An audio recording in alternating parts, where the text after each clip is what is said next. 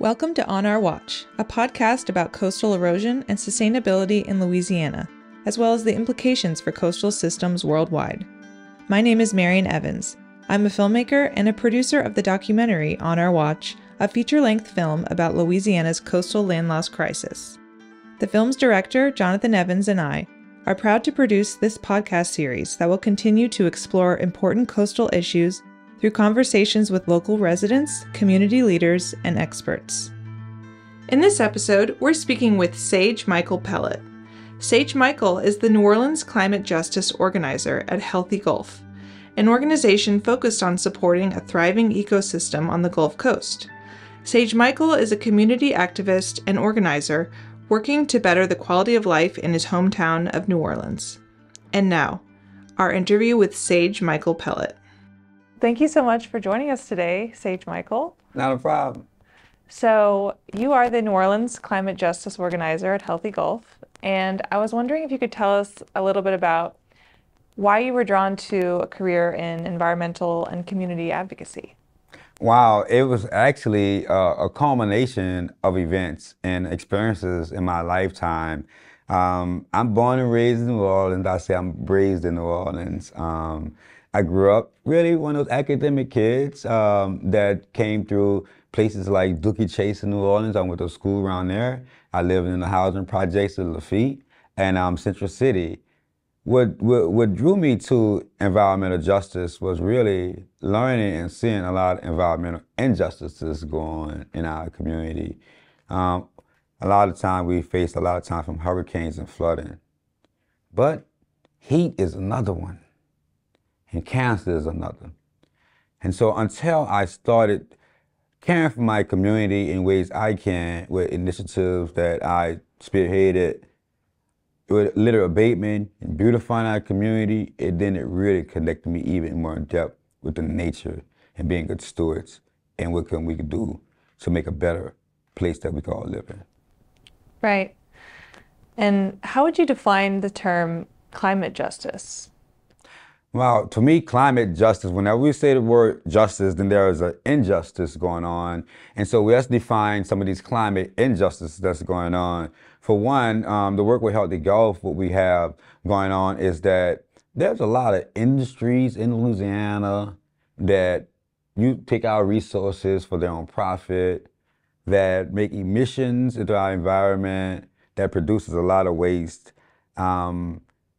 That's a climate issue they create by destroying our wetlands from extracting from it. We want to have a tourist economy, we want to have industry, pour concrete all over the city. It changes the landscape from that what it once was into non-porous, and we have more flooding right now. We have these levees and these ports built for the benefits of industry, but because of these natural disasters and the changing climate, rising heat, it only exacerbates the problems that people are impacted by. We now, in New Orleans, not only have to face flooding, we face tornadoes, we face heat islands, we face drought. So the climate is at our front door, it's knocking, and it's asking us and it's demanding for us to live with, and as everything is inevitable to change, we must adopt and change with it. It's proven the way our theory of change must make a change, because the way we manage it now, it doesn't work.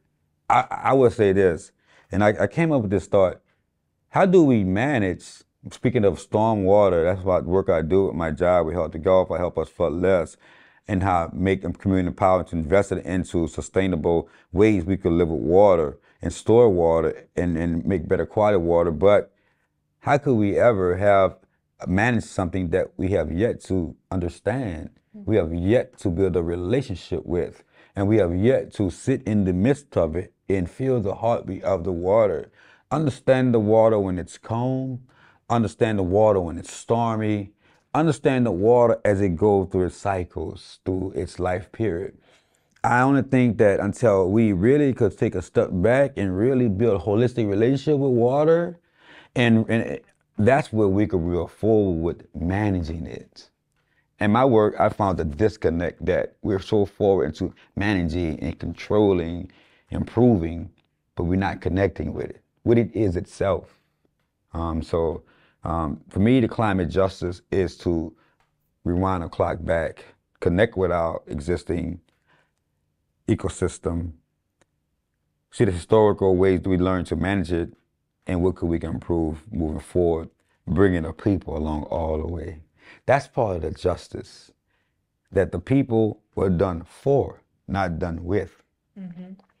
And what we're doing now is the people in New Orleans are tired of being extracted, tired of false promises, and part of the justice is empowering the people to make decisions, to help support decisions that affect their everyday lives with adapting to the climate. Right, so trying to restore balance between the environment, the industries, and the communities so we can live in harmony together. So what would you say are some of the main issues that you're focused on in your role at Healthy Gulf? One role that I'm focused on a macro level is just transition. Just transition is moving away from extracting from our land and fossil fuel industries to more sustainable ways and sustainable practices. The Equitable Grid convening was held with a lot of partners to come up with principles of how we should move forward with investing in our total grid for its power supply. In Louisiana, we have these organizations that manage our power distribution for us from the north to the south. There exists a bottleneck around Tennessee with these organizations that limits how much power we get in the south. In the south, we have a lot of capacity demand from these industries in the south and these climate disasters. But because we're moving forward into more energy efficiencies, cost allocation goes more towards the south than the north. Mm. And so how do we avert that on a macro level?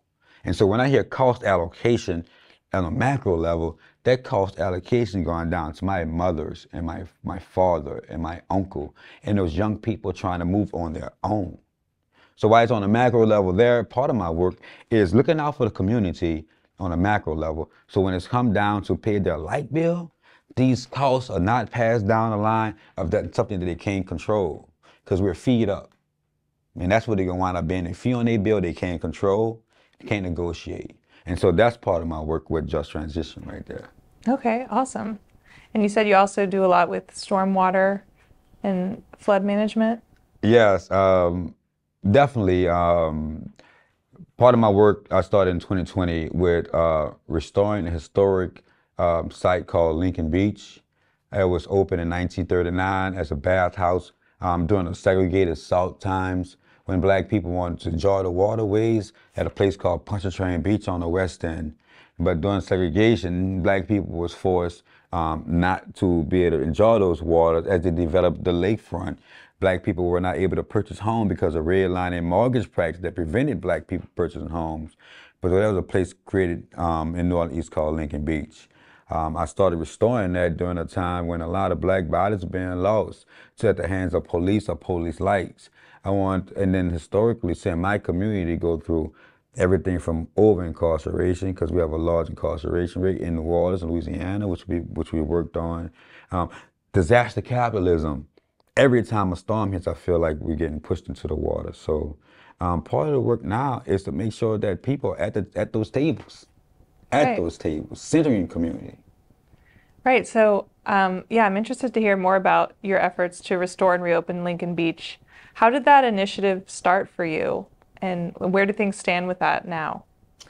Yeah. So for me, when we talk about climate justice, it's the fact that we right at our oceans and we right at our forefront. That's our first line of defense. But we have no connection to waterways in our community. We live surrounded by water, but we live in fear of water. We literally do. If we could count how many bridges we cross just to get from to and fro, we wouldn't get anywhere without bridges. But for as community members, we live oblivious to these facts.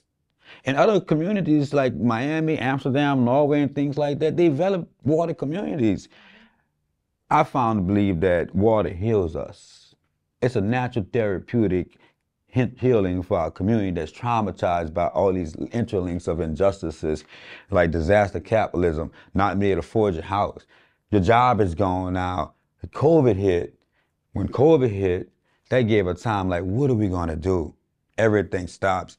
And nature took precedence in our lives. And everyone was able to see this place that we started cleaning up one bag at a time. It was closed in 1965. That's a time when civil rights came. I say when civil rights came, they did us wrong by closing Lincoln Beach. It had been closed since 1965.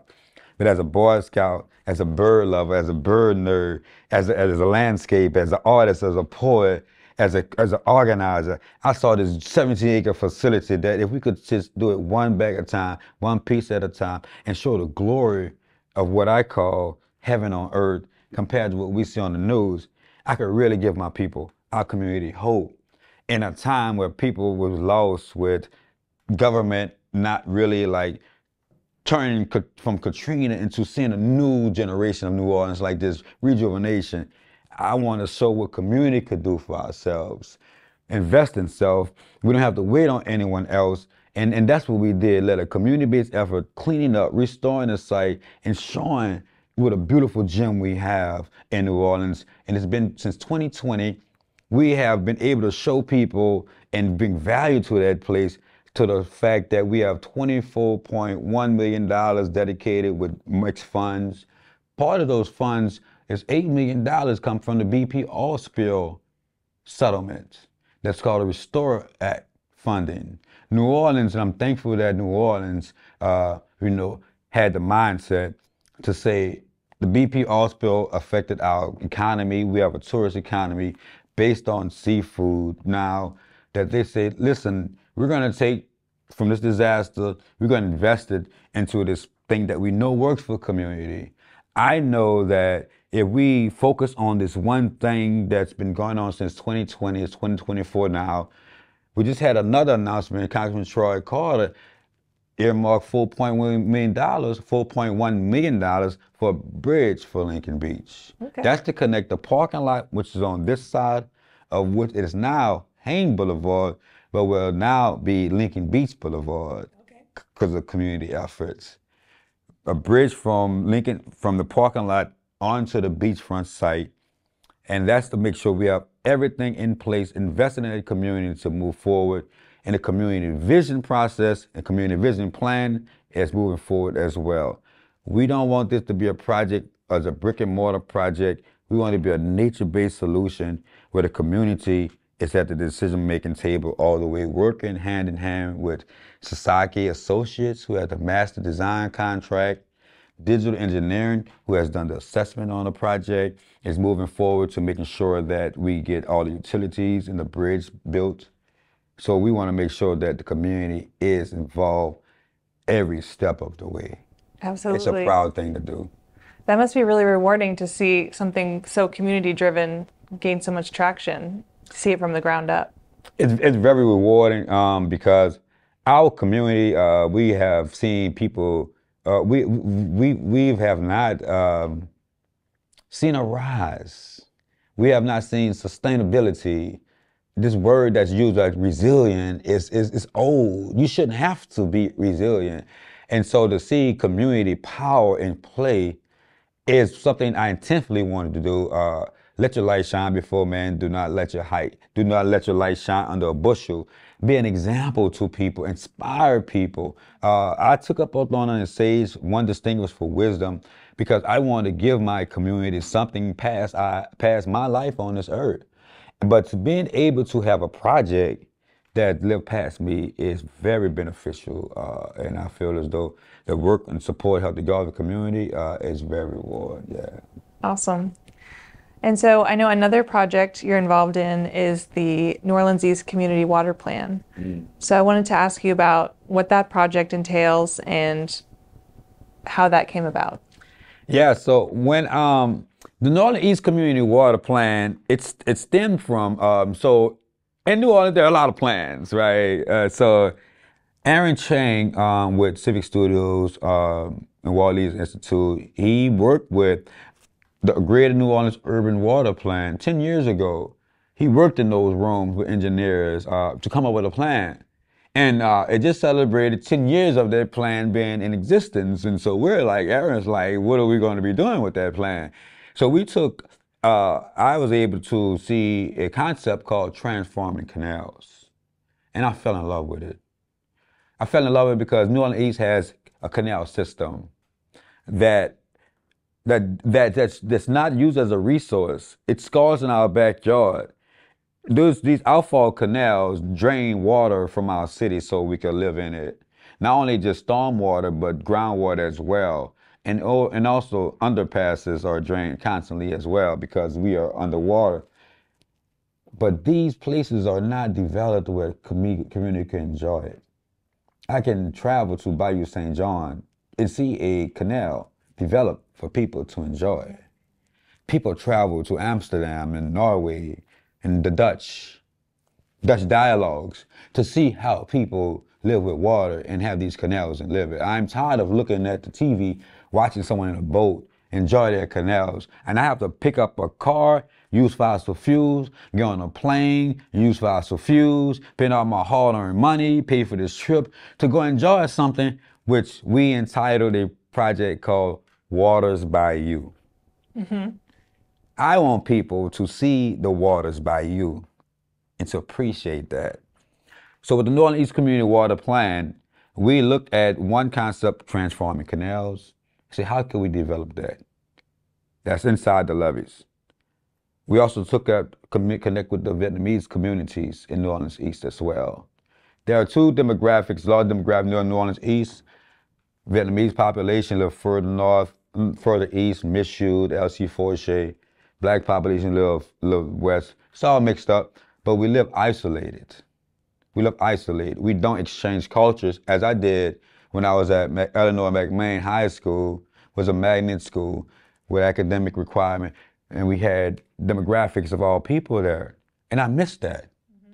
So when I started this work, I intentionally want to partner with Vietnamese organizations like Song CDC, with Kai Nguyen, partner with that organization, partner with Aaron Chang. He's of Asian descent, but he is an urban designer that gets it. He gets it. He's not a corporate suit wearer. He gets how to have a community-based process to make sure the community, when they throw their rock in the river, they can see it go down the river, they can see it. And very talented person help us develop funds on that. Also, on the other side, Mark Schneider with Batcher LLC, he has a concept called living shorelines.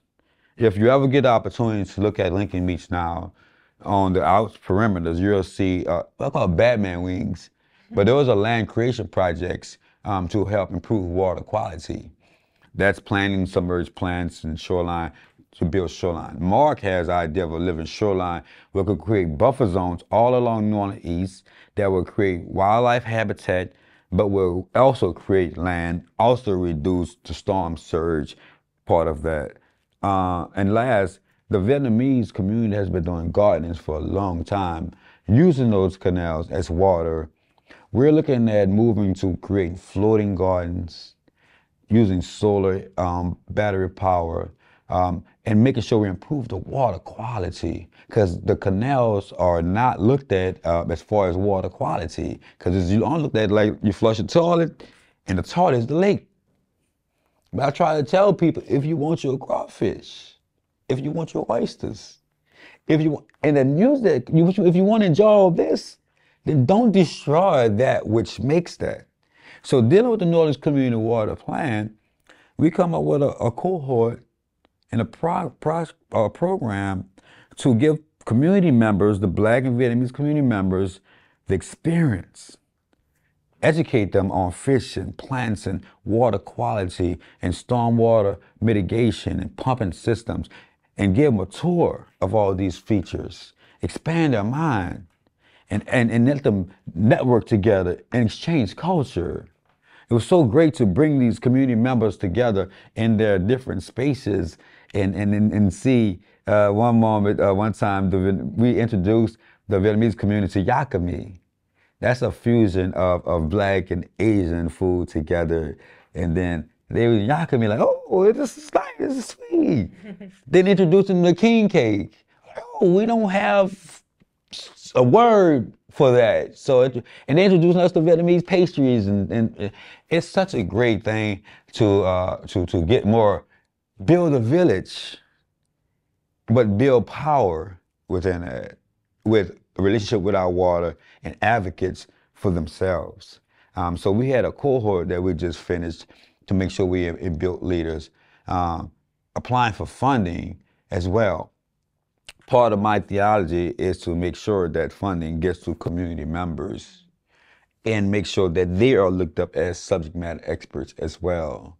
And part of the network, what I do is build coalition with organizations to support them, make sure subject matters educate them as well, so we all at the table, and we can make these decisions together, not these check boxes of saying we spoke with community, but no, you know, because you were involved all the way. It's only an honest dialogue, which I seek, and the funding must go there as well.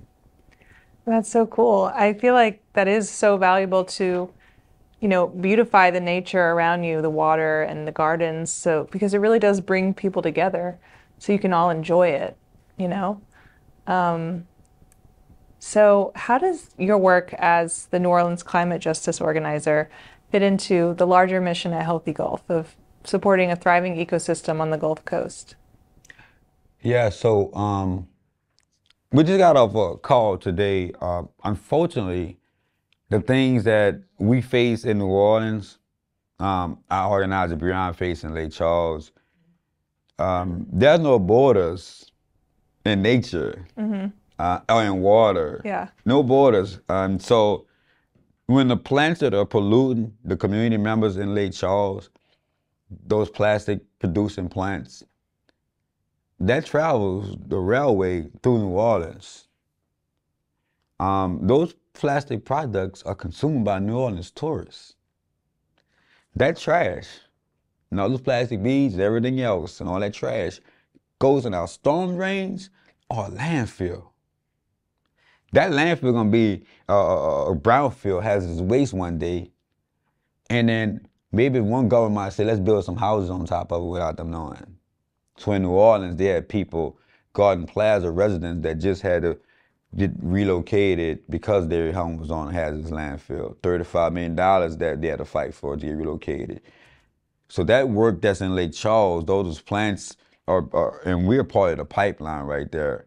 And so my work connects so much because the water connects us just like the Mississippi River. I mean, what happens up north happens down south. What happens in the Gulf on the west happens to the north. I mean, east happens to the west. But where's the power in all this? And that's what we're here to do as an organization. Build power not just in organizing, but in science and policy. So you touched on this a little bit earlier, but why do you think it's so important for communities to make decisions together, especially regarding issues of the environment? Anything for us, without us, it's not about us. That came from a quote from a community leader. Our history has shown us that we have voted and depended on those experts to do for us, because we have to go take care of our families. While we were doing that, we realized that while we entrusted in those people, it didn't work out for us. New Orleans has lost a large population, not just because of population shift, but half of New Orleans didn't come back after Katrina. They saw opportunities other places. I believe that it's important to have community involved because they fund everything with their tax dollars. They elect the people to represent them. How can we have a democracy if we're not truly practicing democracy? And so part of the work we do is to make sure that the democratic process works. And where it stumbles, we agitate and push for that, and keep knocking on the doors. And keep knocking on the doors. Don't have to kick them in. Sometimes we have to get to the point and kick them in when we're not recognized.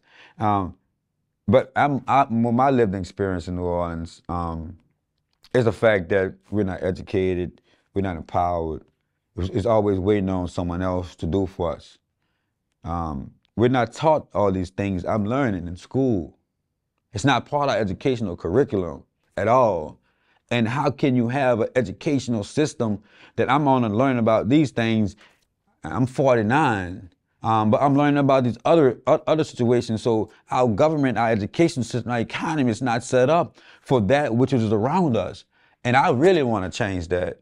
I really want to change that because I see value in it. I see richness in it. And because the management of it was now is to extract from the land, use the people, and now the people are discarded. You use them for a labor force and they're discarded now. We have this new wave of construction coming in, and we have a New Orleans now, and we have new money. So people like my mama and myself, we don't have that season anymore. We don't feel like we have a place in our own city, which made people come to New Orleans for the people, the food, and for the culture. And if you don't come here for that, the people not there, you don't have a New Orleans. Well, thank you so much, Sage Michael, for talking to me today. I really appreciate it. No problem. It's a pleasure to be having this opportunity. Thank you for listening to On Our Watch. We hope you enjoyed our discussion with Sage Michael Pellet. Don't forget to subscribe to On Our Watch on your favorite podcast app to be notified about future episodes. You can find our feature-length documentary On Our Watch, as well as a video version of today's episode, in the links below. Thank you for tuning in, and we'll be back with another episode next week. This podcast is made possible through support from the Greater New Orleans Foundation and executive produced by Bruno UK Steiner.